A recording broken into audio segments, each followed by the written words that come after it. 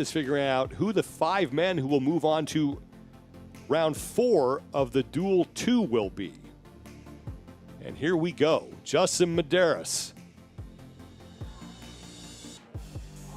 No surprise that Jorge Fernandez is there as well. And Pat Vellner.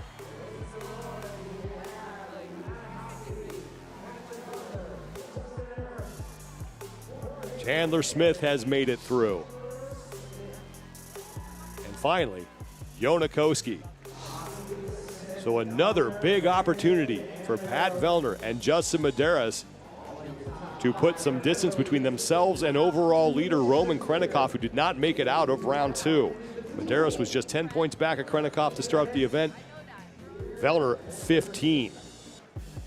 And the 2 athletes that had the fastest times here in that coming out of that previous round were Medeiros and Fernandez. And Fernandez was the one that got hit with the no rep on those overhead squats. Can he clean up this run and allow it to project him through and be top 2 again to get that opportunity on the final round? And there is Jorge Fernandez, who came in 18th place overall, making the most of this event here. Yona Koski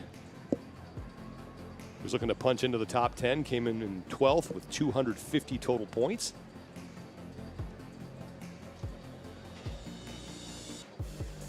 Top 2 times will move on out of this heat and square off one final time in a winner-take-all heat.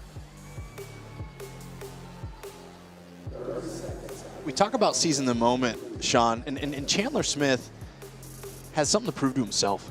He's out here literally, again, competing with the fittest on earth, and he didn't get an opportunity to display that at the CrossFit Games this year as he ran into some trouble at the Granite Games physically due to his health. And now this is a stage for him to see where his fitness is, put his best foot forward, and really see where this 2023 season is going to go for him.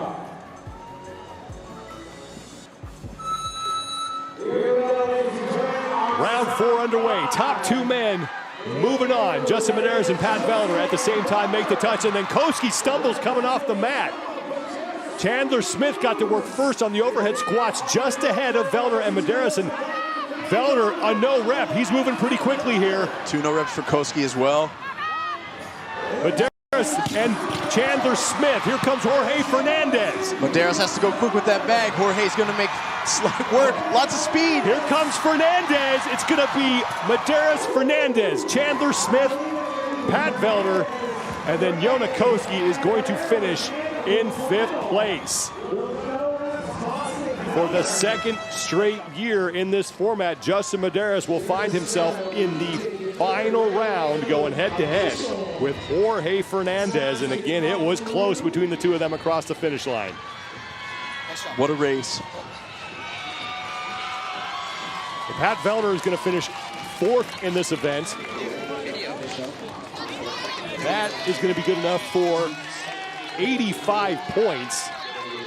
Chandler Smith will take 3rd. He'll earn 90 points. And then Yona Koski finishing 5th will add 80 to his total.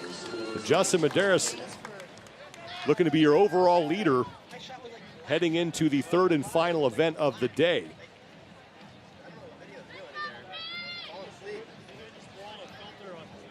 Yona Koski, the first man we've seen stumble coming off the mat, but there's just so many things that you don't even think about that when you think about transitions, but he fell, and that cost him. And then we had a couple no reps from Pat Vellner, who was moving at a really fast pace on those overhead squats. And I'll tell you, that's the unique thing about this event. Sean, if you're thinking about anything, you're already in trouble, right? Like, this is completely a go fast, take chances event where athletes are out there when they're executing well in a complete flow state, which means they almost hear the beep, and then all of a sudden they come to consciousness as they pass the finish line, not even really sure what happened. And a lot of times that's how they optimize their performance. They're in a place where they're simply out there executing the movement standards and finishing as fast as possible. Noah Olson taking some time to sign some autographs here and take some pictures. One more look at that 4th round heat. And keep an eye on Pat Vellner, who had a really fast pace here on the overhead squats, but the no reps cost him. Yep. And that's where you get it, folks. Accuracy is key. We talked about that right out of the gate. You've got to stand the reps up all the way It's not just about the squat depth. But then Medeiros has such a quick transition to get the bag up, but Fernandez is running with that thing each and every round. It's going to come down to Jorge Fernandez versus Justin Medeiros in the winner-take-all final.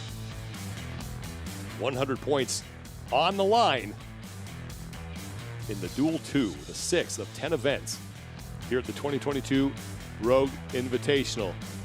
And so far, it's been a pretty fun show to watch here with the men. Justin Medeiros, again for the second straight year in this dual format, moving on to the finals. Last year he was squaring off with Guy Majeros. This year it's going to be Jorge Fernandez. Yeah, and I'll tell you, it doesn't matter what we see. Justin seizing the opportunity to maybe make up some points on Roman. But I know that his coach, Adam Neefer, is always echoing in his ear, you fight and you scrap for every point available. So it's not enough that he's just out there top 2. He's not going to let off the gas. He's going to do whatever he can to seize the moment and get these 100 points that are available to him right now. Regardless of what happens here in that final heat, Jorge Fernandez has guaranteed himself his best finish of the competition. He'll take at least second in the event. His first finish inside the top 10. Came in an 18th place overall, looking to move up the standings. Heading into the 7th event later tonight, the Texas Log. Now, from what I know, Sean, Jorge is already committed to going team one more time at least out there with his crew from Invictus. They had a great showing at the CrossFit Games this last year. And if all those members are back, they've got to be a heavy favorite in my mind with the way they executed and everything else. Not that that's on his mind right now. But when I watch him take the floor, I'm like, hey, they're going to have a mean team coming back next year. The team division will be very interesting in 2023 for sure.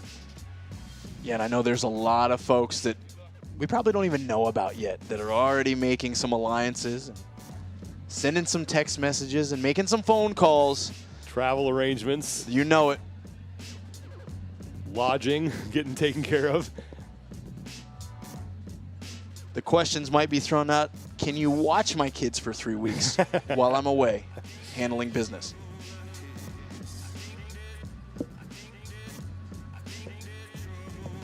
Medeiros and Jorge Fernandez are being given a chance to catch their breath before they're brought back out on the floor for the final time.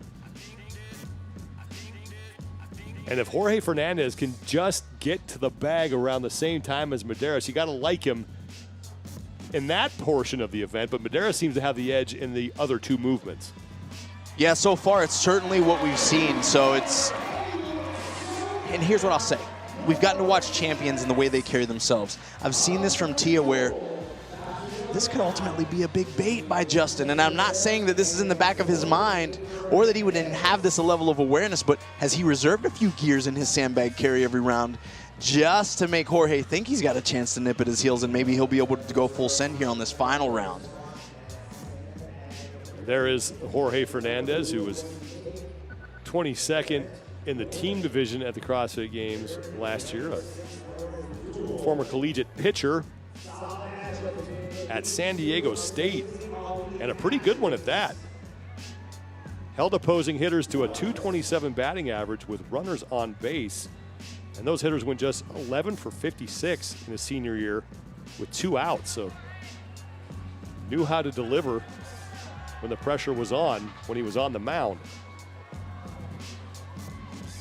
You got to really like the carryover. Anytime an athlete has experience on the field, on the court, in sports at a high level, and they get an opportunity to express it in a new endeavor, the similarities are sometimes not very obvious to some, but in an athlete's mind, it's all the same. Fernandez used to one-on-one matchups between a pitcher and a batter, and Justin Medeiros used to those matchups on the wrestling mat.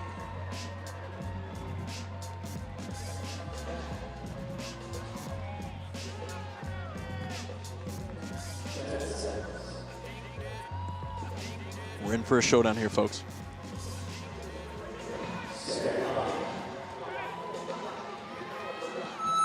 Winner take all, Fernandez versus Medeiros here in the Duel 2. Medeiros first up the rope, he'll be first to the barbell. Fernandez got hung up a little bit Yeah, the descend matters, and there is a skill and a technique in the proper descend to allow yourself to not get hung up in that rope, and Justin showed us there. Fernandez making up a little ground here.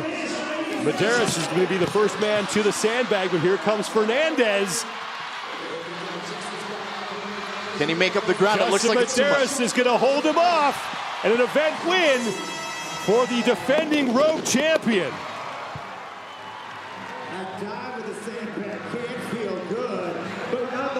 31.31 seconds for Justin Medeiros. Who picks up his second win of the competition and rebounds nicely from that 12th place finish earlier in the day.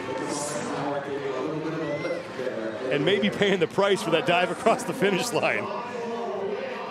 He might have made some tough contact with that sandbag, Sean, as he dove across the line. That's a light way of putting it. He seems to be okay. What execution, though, there by the champ. Seizing the moment, doing exactly what he needed to do, when he needed to do it to earn himself another 100 points.